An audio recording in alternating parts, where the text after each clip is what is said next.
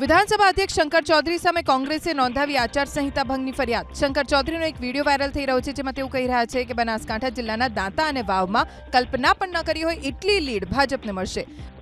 આ બે વિસ્તારની અંદર તો એમણે ન ધારેલી હોય, એ પોતે લીડનું વિચાર કરતા એની જગ્યાએ ઉલટું એનાથી એમણે ન વિચાર્યું હોય એવડી મોટી લીડ આ બે તાલુકાની હું અત્યારથી કહી શકું છું। દાંતા વિધાનસભા અને વાવ આ બે વિધાનસભાની અંદર તો જંગી પેલું કહેવાય ને એ પ્રમાણનું રહેશે, જેની કલ્પના ન કરી હોય એ પ્રમાણનું પરિણામ આ બે વિસ્તારમાં હું જોઈ રહ્યો છું।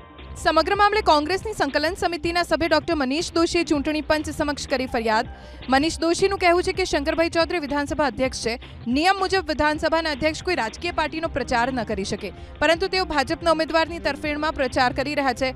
તેમનું નિવેદન આચારસંહિતાનો ભંગ તો છે જ, પરંતુ સંસદીય પ્રણાલીઓનું ઉલ્લંઘન પણ છે કે બંધારણીય પદ ઉપર ધરાવતા ગુજરાત વિધાનસભાના અધ્યક્ષ સન્માનીય શંકરભાઈ ચૌધરીએ આદર્શ આચારસંહિતાનું ઉલ્લંઘન કર્યું છે અને સાથોસાથ નૈતિકતાની દ્રષ્ટિએ તેમણે સંસદીય પ્રણાલી અને કાર્યરીતિના ભાગ 1માં જે ઉલ્લેખ છે તેનું પણ એમણે નૈતિકતાની દ્રષ્ટિએ ઉલ્લંઘન કર્યું છે। આ સંજોગોમાં તેમને ચૂંટણી પ્રચારની કામગીરીથી દૂર રહેવા માટે ભારતીય ચૂંટણી પંચ કાર્યવાહી